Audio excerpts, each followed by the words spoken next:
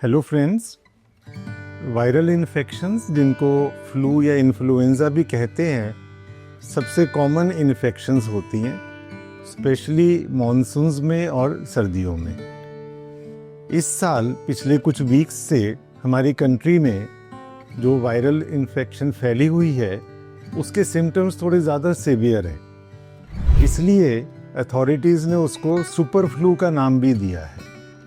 आपने भी शायद सोशल मीडिया में कहीं ना कहीं देखा होगा।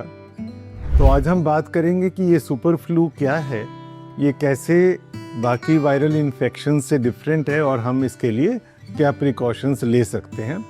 मैं हूं doctor Neeraj Kumar, chief consultant paediatrician, motherhood Chaitanya hospital Chandigarh, और हम ये वीडियो जो है फरवरी 2026 में रिकॉर्ड कर रहे हैं।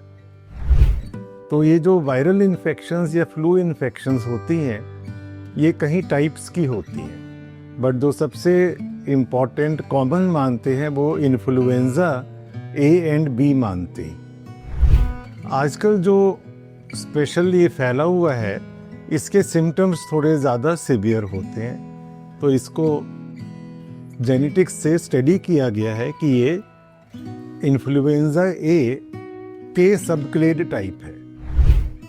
तो बेसिकली इसमें अचानक ही फीवर स्टार्ट होता है। ये कह देते हैं कि मॉर्निंग में मैं ठीक था, इवनिंग में सडनली बहुत बीमार हो गया।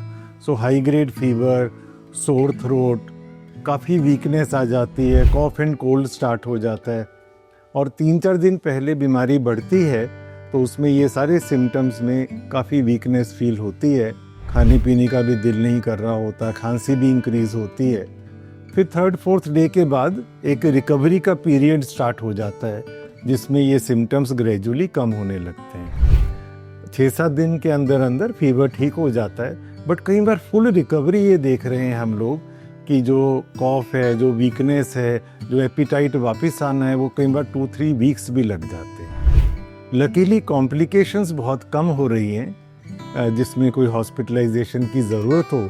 फिर भी जो हाई रिस्क ग्रुप्स हैं, जैसे छोटे बच्चे less than 4-5 years of age, बड़े लोग 65 ईयर्स से ऊपर के, या जिनके अंदर कोई स्पेसिफिक बीमारियां हैं जैसे हार्ट डिजीज़ है, अस्थमा है, किडनी डिजीज़ है, इनको कॉम्प्लिकेशंस के चांस ज़्यादा होते हैं। अब हमें नेक्स्ट ये डिस्कस करना है कि ये प्रिवेंशन क्या है इसकी।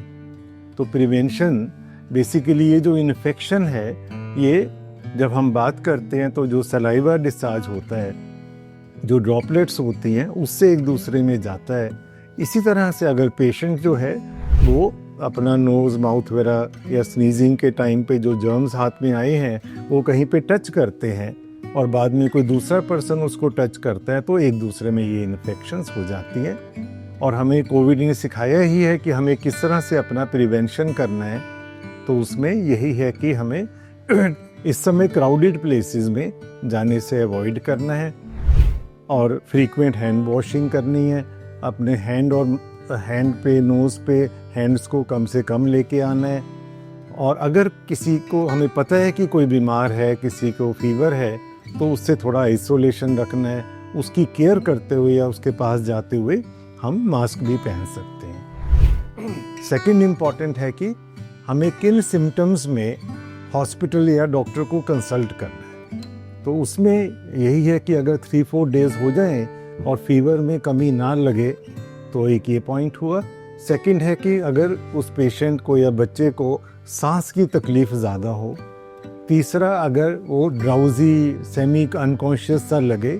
और फोर्थ है कि अगर उसकी ओरल इनटेक बहुत कम हो जाए, यूरिन बहुत कम हो जाए, तो इन सिचुएशंस में हमें डॉक्टर से मिलने की ज़रूरत है। और लास्ट सबसे इम्पॉर्टेंट है कि अपनी प्रिवेंशन के लिए फ्लू वैक्सीनेशन लगवाना। जो फ्लू शॉट होता है, इसमें जो सबसे कॉमन वायरल फैले होते हैं उनके अगेंस्ट ये प्रोटेक्शन होती है। और तो स्पेशली जो हाई रिस्क हैं, लेस देन 7 to 10 ईयर्स के बच्चे, एल्डरली, प्रेग्नेंट वीमेन, या जिनके अंदर कोई बेसिक बीमारी है जैसे हार्ट डिजीज़ या कोई और जो इम्यूनिटी को कम करती है, उनको तो ये एनुअल फ्लू शॉट ज़रूर लगवाना चाहिए।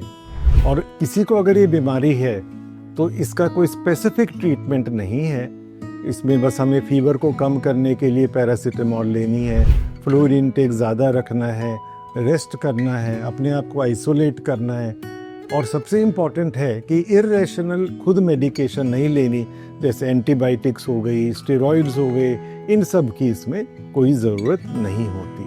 तो आई होप कि इस इंफॉर्मेशन से आपको नॉलेज मिलेगी कि ये क्या बीमारी है, कैसे अपने आप को प्रिवेंट कर सकते हैं, और पैनिक नहीं करना है, अपने आप को प्रोटेक्शन करनी है। Thank you.